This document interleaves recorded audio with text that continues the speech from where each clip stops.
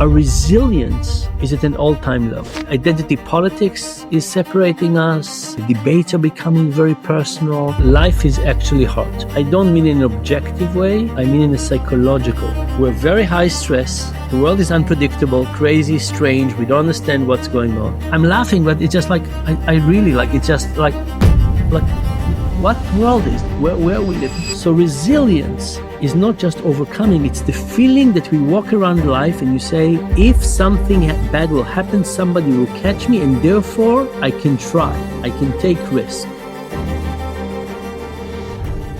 Welcome back to the Better Human podcast. We're going to have an awesome conversation today. We've got a very special guest, Dan Ariely. How you doing, my man?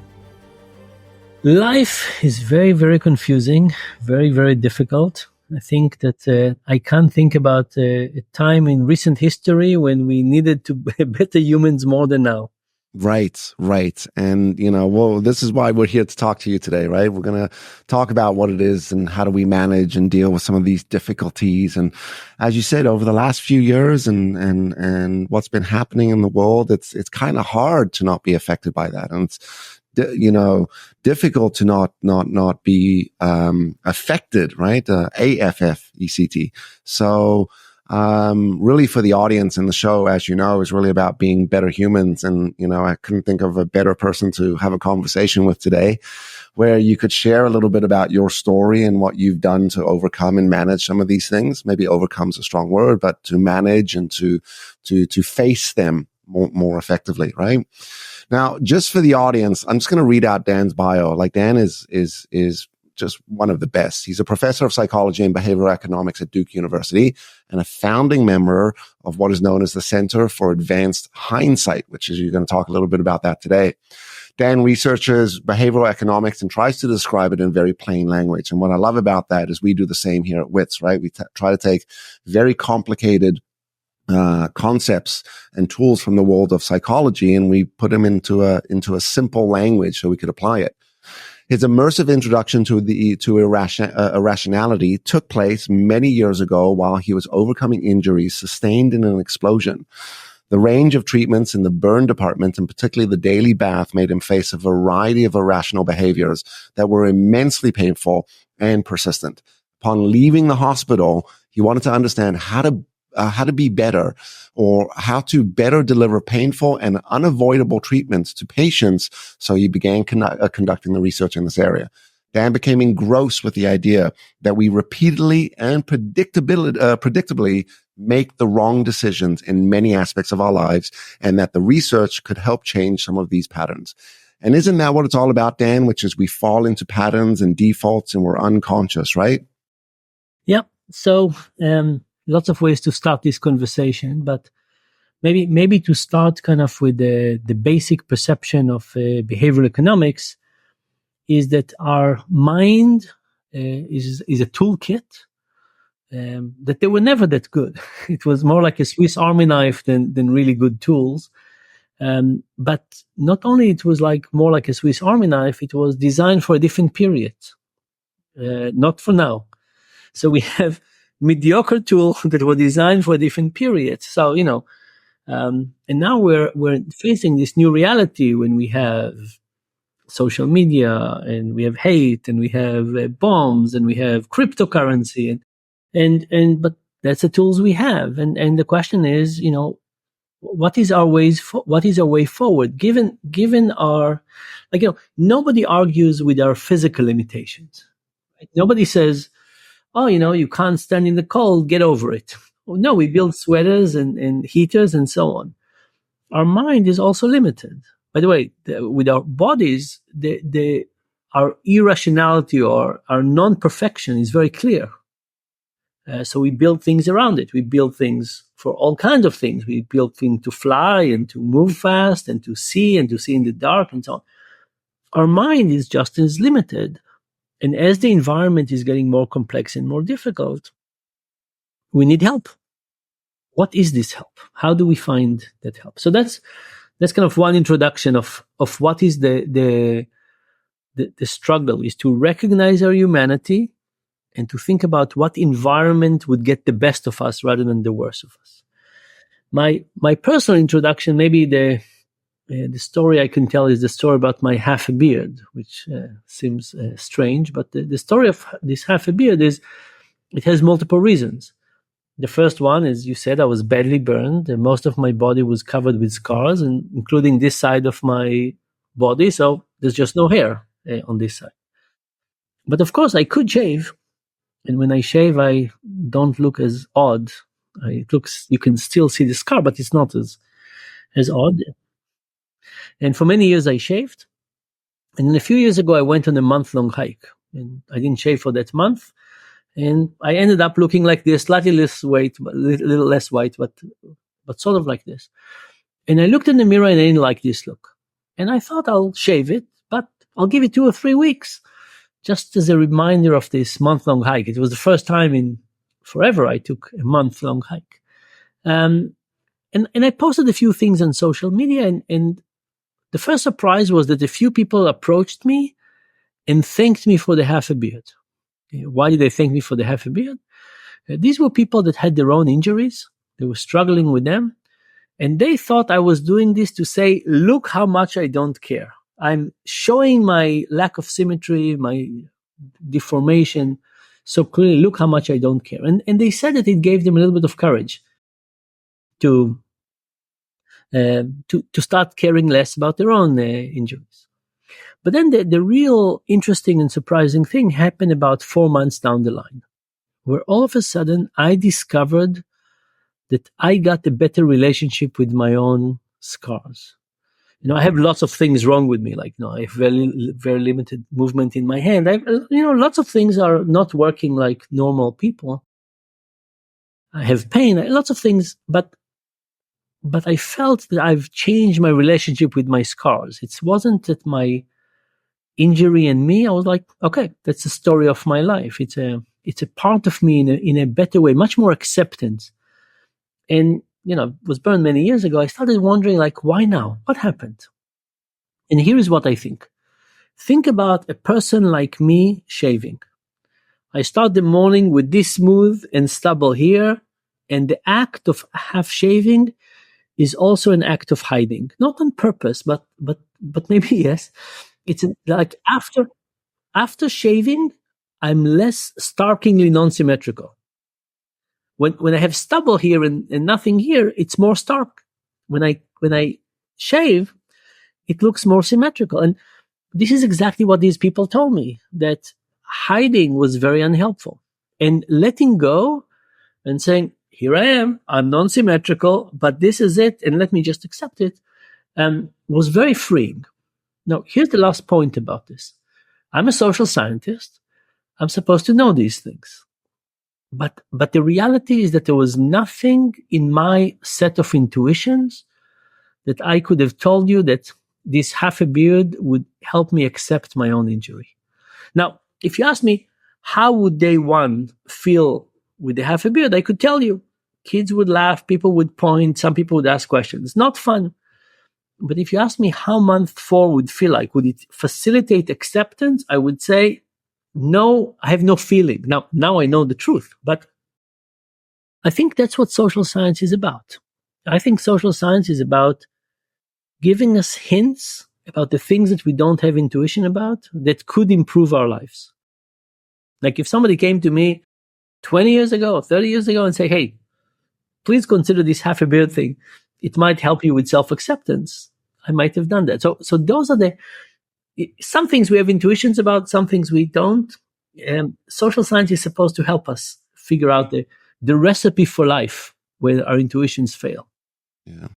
Isn't it amazing that someone can come and actually give you the advice or give you the perspective or give you the insights to move forward, and we'll still reject it, right? We'll still have difficulty accepting it. And we were talking a little bit earlier, which was, and I'll just paraphrase it, that the mind is fragile and, we're not equipped to be facing what we're currently going through from an environmental and a world perspective. What do you think contributes to our fragility? I mean, is it we've gotten weaker as times have gotten, in quotations, easier, or, what are your thoughts on that? So I think it comes from both perspectives. So first of all, I think life is actually hard. I think harder. And when I mean life is hard, I don't mean in an objective way. I mean in a psychological way. So, and what I mean is that we're stressed. And I don't mean the stress of saying, ooh, I'm not sure how I'll finish this night. I have meetings until 2 a.m. I mean in the sense that I don't understand the world. I don't understand the world. I don't know where things are coming from. And what do I do here? So, COVID, very high stress. What is this virus? Where is it coming from? What's the story with China? Lab or bats animal or markets bats. or And- just And all of these people dying in Italy, is it real or not? And what's happening? And yes mask and no mask, and very confusing. Like, if you basically think back to COVID and you say, what can I trust? What do I know? Like, tremendous amount of stress.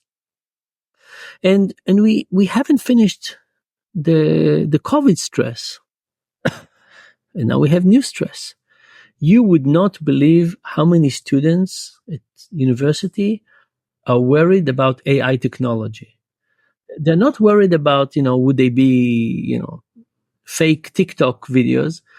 They're worried about whether the first step in their career is in a direction that will not be there in 3 or 5 years.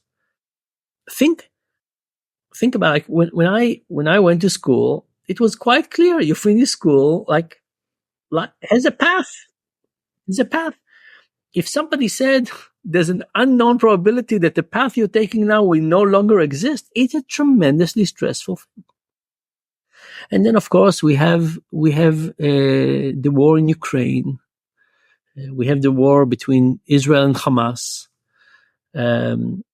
Even the things in the US, right? So the Houthis, who are the Houthis for me are a good symbol for the craziness of the world. Like, we never heard about them. Who are they? What do they really want? Completely unclear, destroying commerce in the ocean. Like, and for me, I'm Jewish.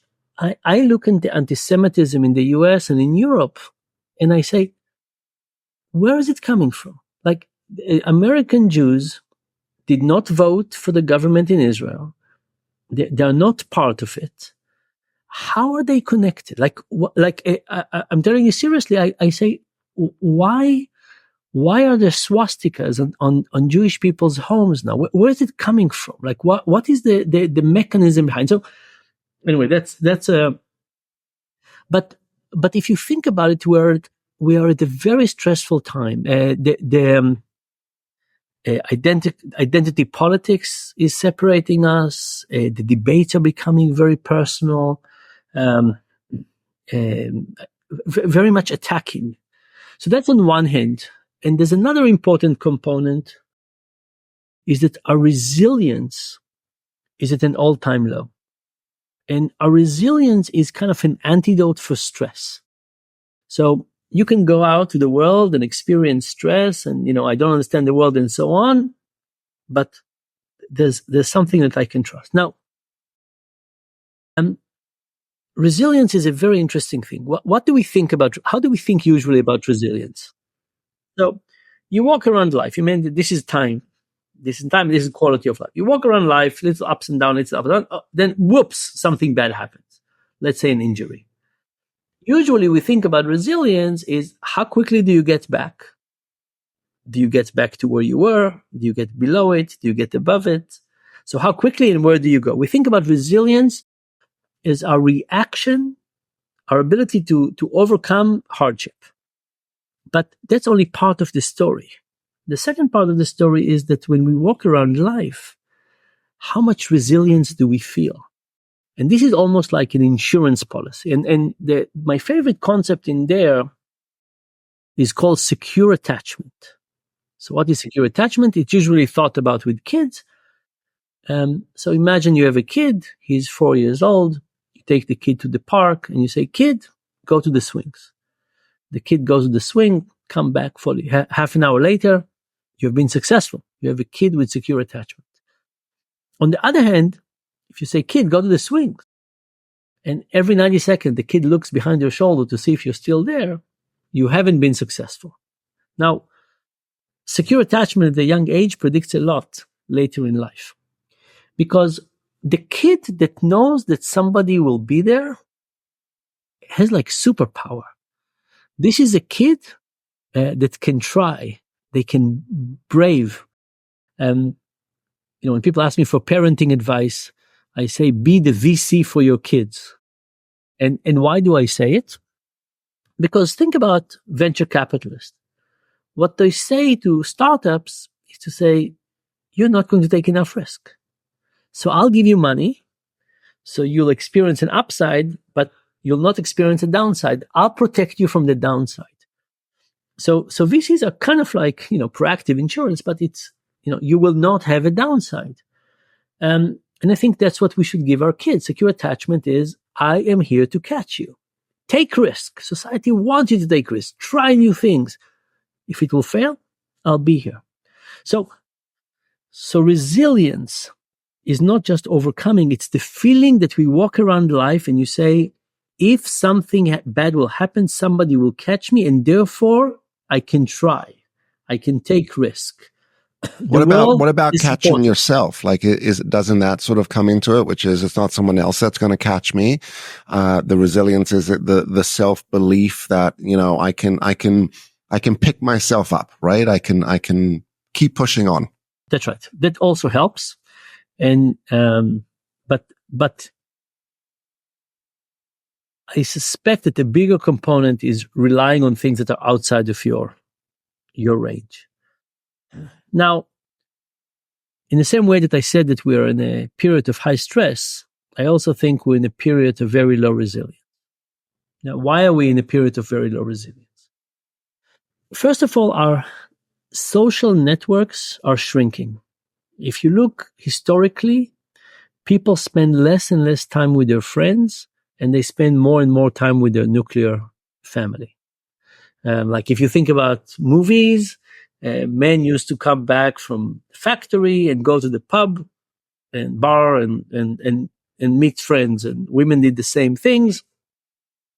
And there was time with friends, and people would stop by, and there were weekend things and so on. That has gone down. The nuclear, like if you look at time trends of how we spend our time, we spend less time with friends, more time with nuclear family, more time driving our kids to activities and so on. The second thing is that social media is not a real substitute in the resilient sense for friends. If you have lots of friends on social media, and you'll get into real trouble, like somebody will have to fly 3,000 miles and bail you out of prison in some other country. Yeah, probably not going to happen. Being social Facebook friends with somebody is not going to get that. And then the last component of this is financial inequality. It turns out that financial inequality, even at the level of a neighborhood, reduces resilience. Why? Because as financial inequality increases, we're less likely to ask help from other people. So we're very high stress. The world is unpredictable, crazy, strange. We don't understand what's going on. Chutit is a metaphor. I'm laughing, but it's just like, I really like, it's just like what world is it? Where are we living? And then on the other hand, our resilience is very low. So this is I think we're very fragile. Yeah. I agree. I think the pandemic and COVID was the beginning of the divide. I've been saying this for a lot. I think one of the biggest problems in the world today is we have removed dialogue. Once upon a time, we could sit at a dinner table, and whether it was politics or religion or business or whatever, you'd say, this is my opinion. I'd be like, well, this is mine. Can I say something? I just remembered.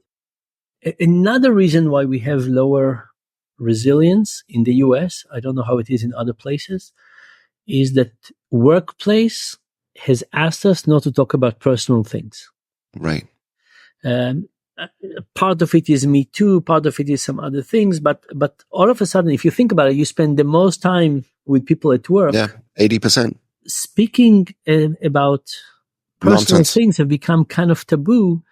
And so the place where we could get a feeling of resilience, or let me complain about my ex-wife, or let me do this, we don't do that anymore. So that has also go away. And when you said we used to talk, workplaces also asking us not to talk about politics.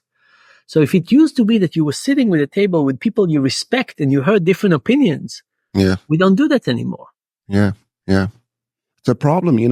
I've got two real life examples for this. I was with a client last year, doing a delivery. There's 30 people in the room, and excellent. It was a fantastic delivery. Like the program, the coaching, like really, like it was a 3-month exercise. Anyway, one of my clients is the White House. And we've worked with the White House for years, the Obama administration, Trump administration, Biden administration. And people will often ask, like, oh, what's the White House like? And, what is the work? And, blah, blah, blah, blah, blah.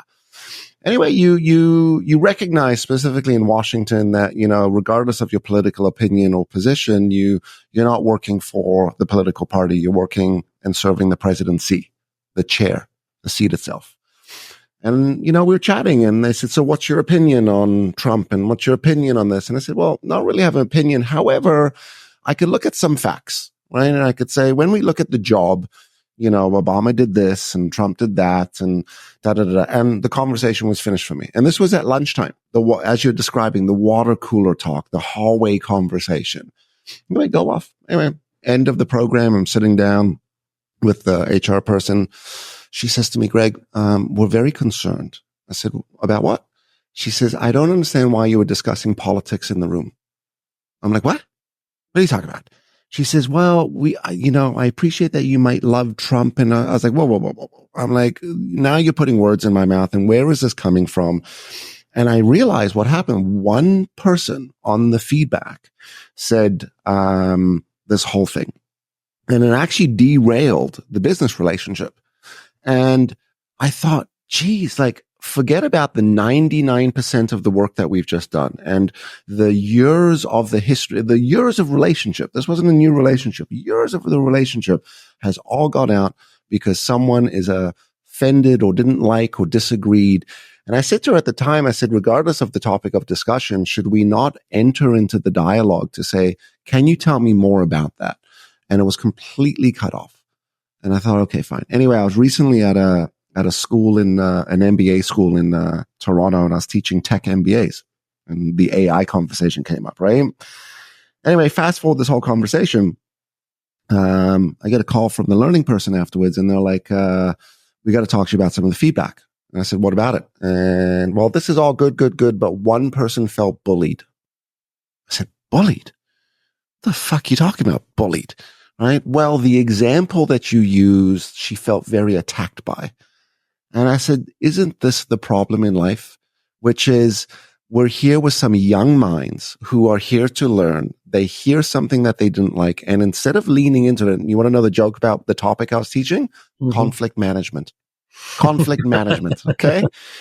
So I said, okay, look, we've just done this session. What do you want to do? She says, why don't we set up a phone call and we could have a discussion with this participant? I said, with pleasure. And I sent an email saying, look, sorry that like you're offended and, I'm surprised. However, let's set up a call and we can talk about it. I want to hear your feedback. And, obviously the intention as a trainer, as a facilitator, as a teacher is to help growth.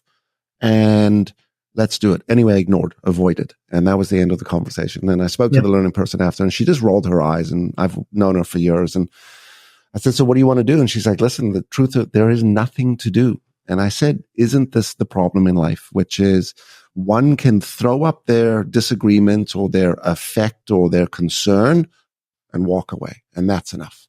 Yeah. Right. And back to the resilience, this person was not going to develop any resilience from that. Yeah. So you bring up a few points. One is, of course, the justice that people, the feeling of justice that people have to feel offended, probably on behalf of other people.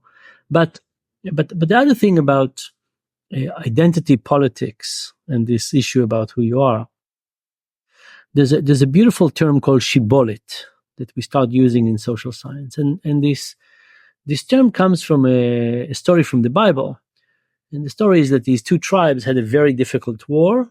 After the war, they settled on two sides of the river, and then when they walked around, they wanted to know if people they meet are from their tribe or from the other tribe.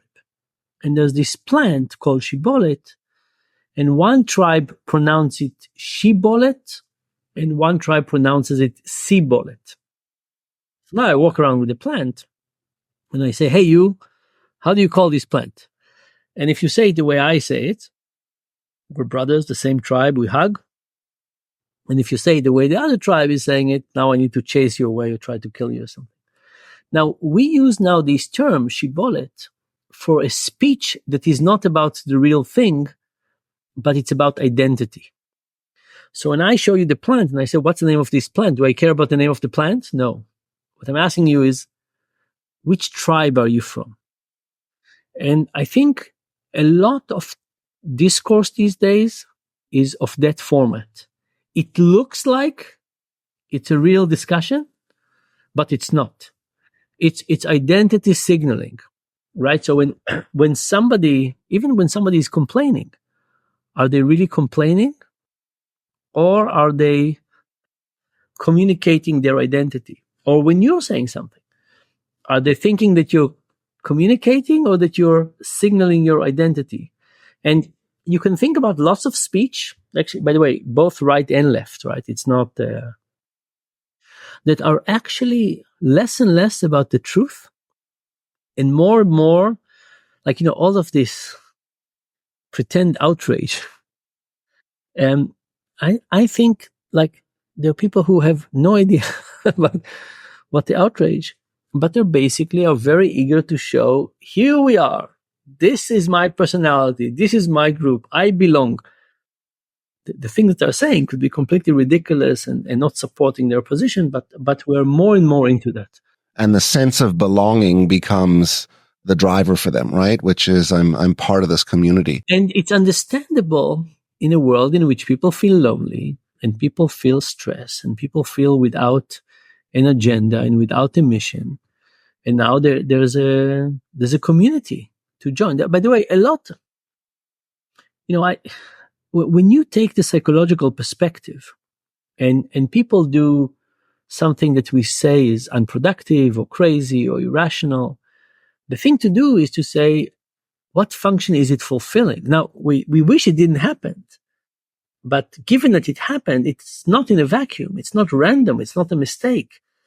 It was caused to fill some hole. It was developed to help with some things. I wish they picked something else, but they picked this because it was supposed to help. Well, now let's understand what is the bigger problem that this solution, like, why do we have so much identity politics now? It's not just we have this. No, it's coming as a solution to something. Yeah. You talk about stress. I was chatting with someone last week actually on the podcast, and they were sharing the fact that the most recent stat is 75% of, specifically North Americans, 75% of people live in prolonged stress, right? And ongoing stress. And as we know, it could be good. It can get us to move. But prolonged stress will sort of just chip away at you and eat away at you. So what are some of the answers for this? How do we start to get past the stress? How do we navigate the conversation where someone's just looking to be right versus, focusing on the outcome that we're trying to get to? Yeah. So first of all, I want to be clear that there's these two types of stress: the stress of having too much to do, and the stress of I don't understand the world, and so on. The second part is the worrisome part, right? We say where is the next punishment will come from? By the way, people who lose their jobs have this feeling of like, when will it hit again? Right? If somebody loses their job because the whole company went under, the story is simple and people get over it. But if the company just laid you off, like, you say, okay, why did this happen? Like, when will it happen again? You have no story to say that. So what are the important things to do? So the first thing is, we said, resilience. right? I think we underinvest in resilience. We underinvest in friendship, we underinvest in being vulnerable, we underinvest in our social network at work, at home. I also think we underinvest in resilience in our romantic life. I think we to create a deep, trusting relationship, somebody has to trust more first. Somebody has to be the first mover. Yeah. Resilience takes risk. Yep, exactly. Right. Yeah. So I think that's one thing. The second thing is that we need to get the feeling of control. So I'll give you an example. When I was in hospital, there was only one decision I could make. I had this button, and when I pressed it, I got morphine. I could get it 4 times a day. It wasn't as if I could get as much as I want.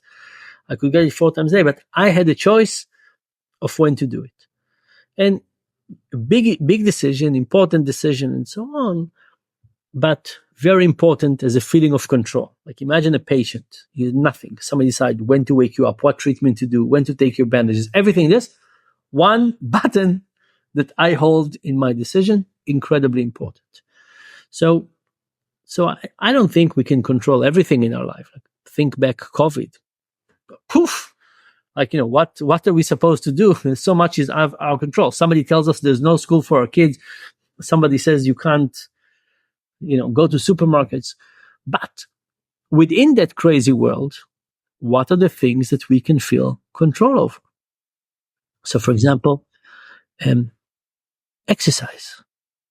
By the way, some exercise, we feel more control than another one. Planks are really good. You know why planks are good? Because the speed of improvement is very quick. So you do planks for 10 days and you feel you've gotten better. Running is not bad because we can feel better. Yoga takes much longer. But if you think about things from the feeling of control, cooking our own food rather than delivery. I mean, there are all kinds of things, little things that get us, like, do they solve the problem? No. But do we get a higher level of control? Absolutely, yes.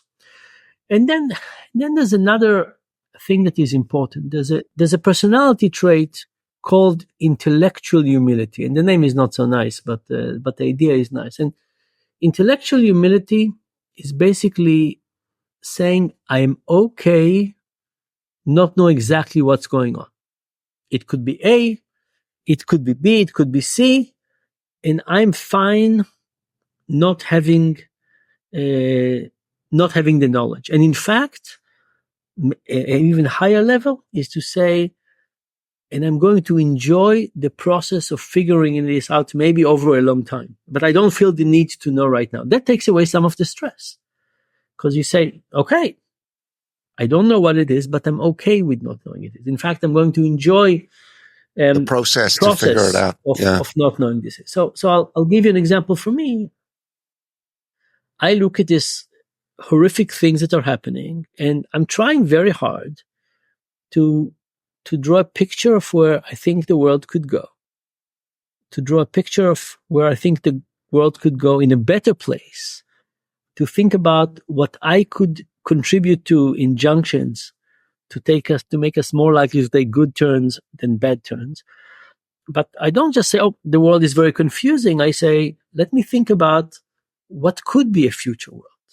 What could be a good future world? Yes, I also draw the bad ones, and then I say, okay, and how do we make this one more likely? What can I do? Do I talk to people? Do I do a campaign? Like, where can I contribute? And that is both drawing things in the future, not in the present. It's giving me a sense of possibilities, a little bit sense of control. So I think those are important. Yeah. I think what you talk about, or what I hear you talking a lot about, is the importance of decision making and choice. We might not be able to go to the supermarket because it's closed, as we said, during the pandemic, but I could then choose, or I can make different decisions on how I'm going to go about it. Isn't it like true that at the end of the day, the thing that we could really control is our choices, right? Like, how are we going to go left or are we going to go right? Am I going to take some action or am I going to take no action? I love your intellectual vulnerability, which is, am I pronouncing that correctly? That's correct. We call it intellectual humility, but I think humility. Your term is actually nicer, so I didn't want to do it because I think intellectual vulnerability is actually nicer. Yeah, intellectual vulnerability, like the willingness to be open to the process and stuff like that. And I think in the world that we're living in, as I agree with you, with the social media and with the rapid pace of life and the easy access to everything, it's removing a little bit of that, somewhat, call it there's no need vulnerability. There's no need for the intellectual humility because you find people who just agree with you. Mm-hmm. Yeah, exactly. You that confirmation bias, or you find the individual that's going to support your arguments, and then that's all that we need, right? And that's right. If you think about it, we don't grow. Let me ask you, we talk a lot about resilience. Is resilience an outcome to my experiences? Like, I fall down and I get up and I get back to my normality and I keep pursuing forward? Or is it something that I develop when I'm down? No. So I think the first component is like the insurance policy component. The first component is to basically say, how do I walk around in the world? Right. And I actually, there's something, of course, very tough about being Jewish these days. But pre-COVID, I used to travel about 300 days a year, quite a lot. But there was something about knowing that if it's a Friday night and I'm in any city in the world, not in the Arab world, but any city in the world, almost, I could find a synagogue and I would meet somebody who would invite me for dinner.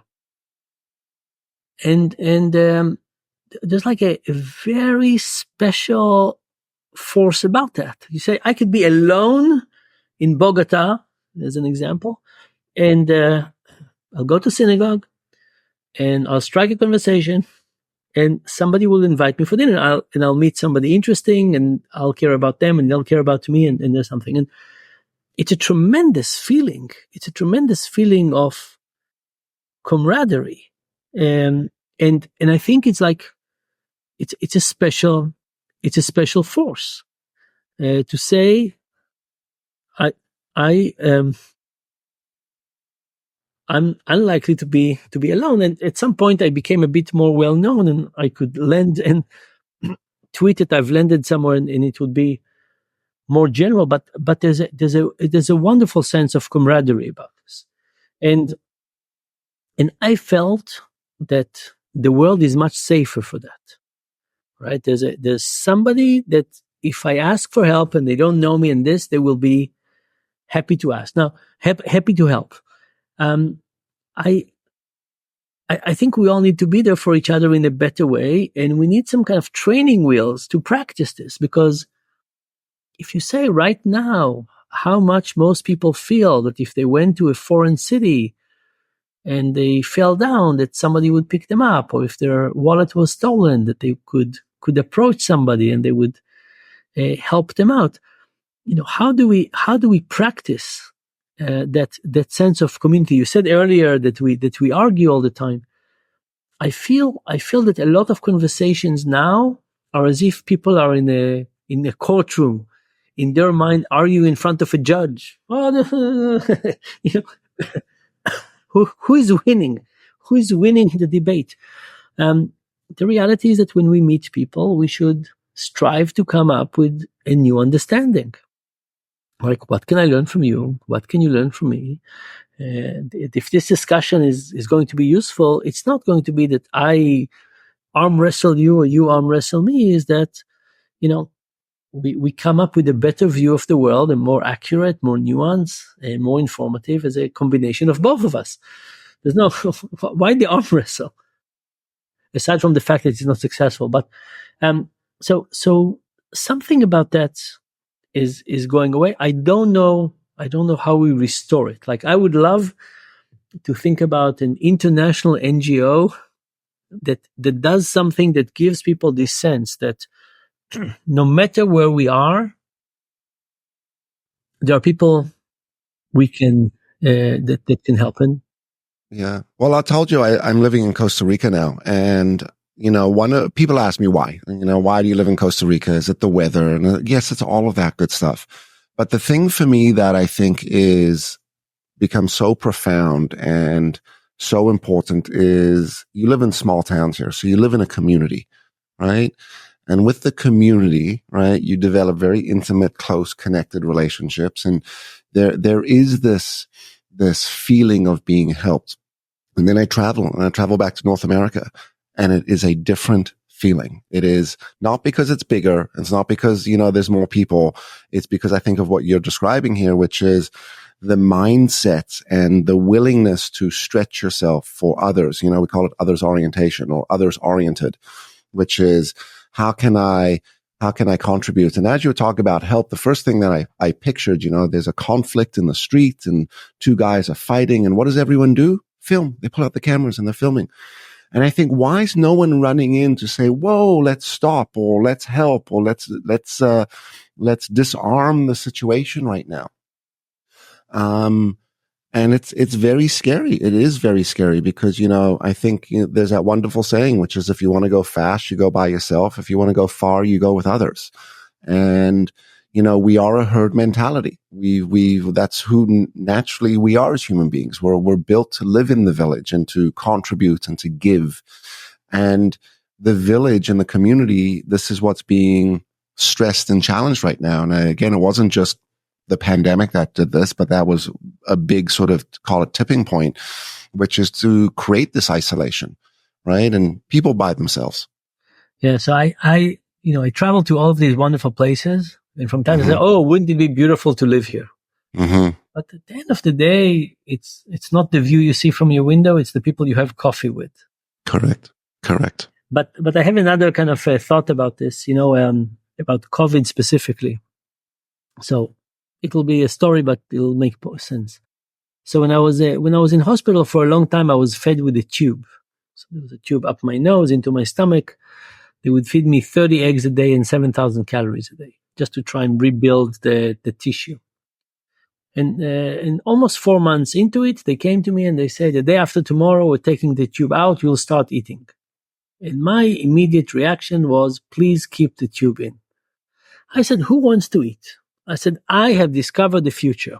In the future, people would pop pills. Nobody would want to walk with a tube. But I said, this whole eating thing is ridiculous. Who wants to chew? Who wants all this mess? What a waste of time. What a waste of human activity. Somebody cooks for a long time. You cut it for a long time. You chew it for a long time. There's so much better things to do with time. I said, this whole food thing, it will be gone soon. Nobody would. Anyway, I was a patient. They were the doctors. I had to do what they said. They took the tube out. I started eating. And of course, I remembered food tastes wonderfully. After 4 months, I forgot how wonderful food tastes. Now, if you ask me, does food have taste? I would say yes. But if you ask me, describe it, I couldn't.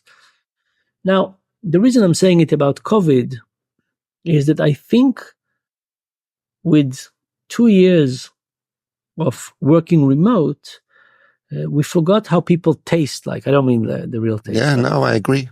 We forgot the taps on the shoulder. We forgot finishing each other's sentences. We forgot looking at the little smile in somebody's eyes. We forgot the joy of brainstorming. We forgot the joy of complaining about our kids or getting excited about a date. And unlike food, with food, the moment you eat it, you remember, like you only need is one taste of a strawberry and it all comes back. With coming back to work, it's not. Because, if we took 2 years to destroy a relationship, like we can be back at work, but we're not really back at work. There's a lot of work, a lot of effort that needs to be to build up those relationships, because it's not so evident. It's not so evident what we've lost. Even in this platform, that the delay is very, very small. What are we losing?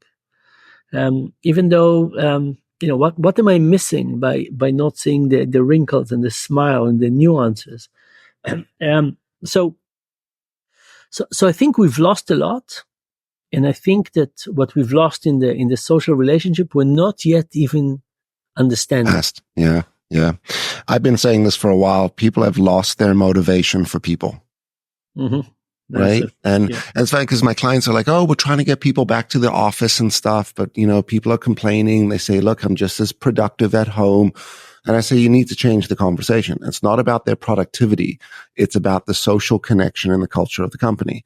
It's about people being with people. It's about, hanging out. It's about sometimes the conflict, because conflict can create amazing things. We could come up with a better idea, but we have to be willing to lean back into those relationships. And if we're not careful, because businesses are really in some capacity, the ultimate community, as we're talking about, right? Yeah. We, as businesses, we have a responsibility to help teach people how to start to be with people again, how to get that zest, how to get that energy, how to be excited about hearing someone's story, about, leaning into, why do you think that? And tell me more about that, instead of, why do you think that? I don't want to talk to you anymore, right? Yeah. Another approach with this is to stop asking people what they want to do tomorrow and ask them what kind of person they will be in 5 years from now.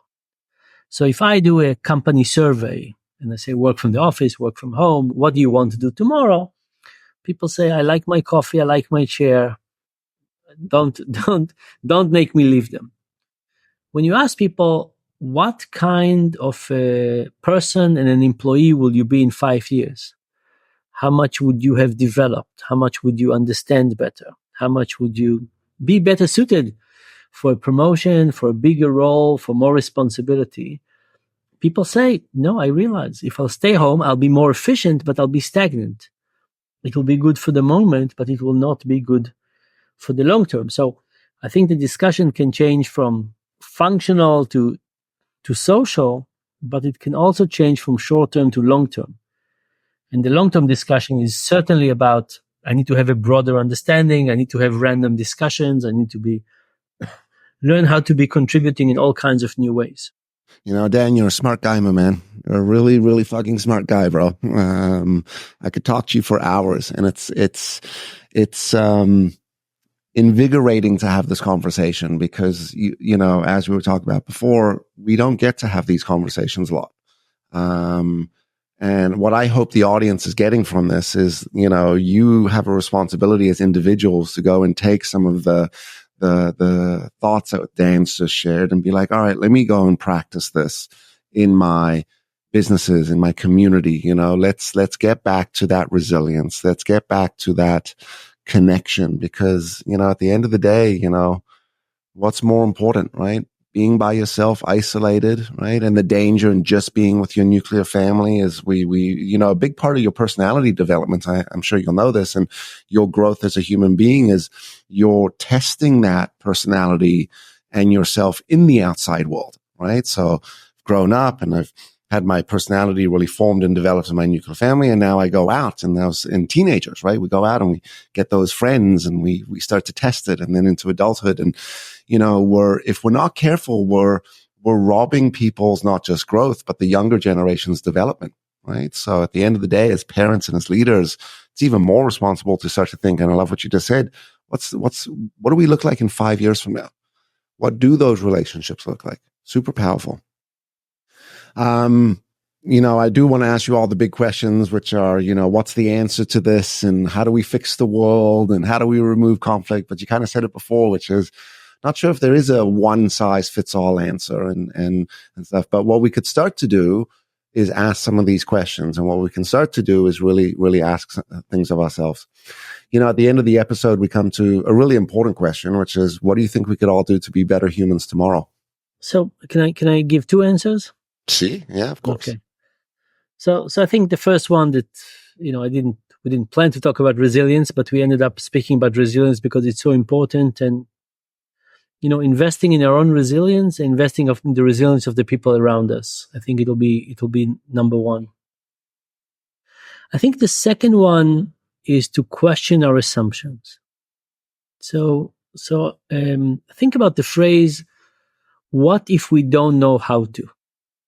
What if we don't know how to use our money to make good decisions? What if we don't know how to sleep? What if we don't know how to run a business? What if we don't know how to treat our employees? What if our assumptions, I mean, we got into some life and we keep on following a path and we can't question it every day. But from time to time, it's good to say, what if I'm an amateur in this area? What if as an employer, I'm an amateur in motivating my employees. Maybe I got things wrong. Let me reinspect that. So this connects to intellectual humility, but basically from time to time, questioning our assumptions, assuming, like saying, what if I'm an amateur in this direction? How would I look at it fresh? And I find that it's a very healthy way of rejiggering our life and trying new things, often with good outcomes. Yeah. And if you do that, you're going to challenge your perceptions, because if you're not challenging your perceptions become your reality. And I heard this the other day, which really sort of summed it up for me, which is perceptions are the way we look at the world. Perspective is, can I look at the world from another person's lens, right? Can we look at it from an outside view? So Dan, you're a brilliant, brilliant man. If people wanted to find out more about you, how could they follow you on social, and talk a little bit about your book if people wanted to pick that up? So I have a website, danariely.com, www.danariely.com. And all the information is there. And this last book is really about misbeliefs. It's about all the things that attack our psychology and get us to believe lots of things. And we usually don't see it in ourselves. We see it in other people. But also it's about trust. The bigger envelope for all of this is the crisis of trust we're in. So yeah. Well, this is why the world needs more of you, right? So hopefully we can start to build that up. To the audience, we're going to drop all of Dan's links and website and link for the book in the show notes, but he's pretty easy to find on social. So definitely, if you're not following him already, go and do that now. Go and click that. If you like today's episode, don't forget to go ahead and smash some of those stars. You know, it always helps the podcast and gets us out to more people. That's what we're trying to do, is contribute to the world as being a better place and being better humans. And, you know, each week we try to sort of share more about some tools and resources that can all help us get there. Dan, really, I enjoyed today's conversation. I thank you very much. And to the audience, stay happy, stay healthy, build that resilience. Take the risk to trust people and walk out in this world and try to walk out with the mindset of, what could I do to help and contribute to someone else today? We will see all of you next week.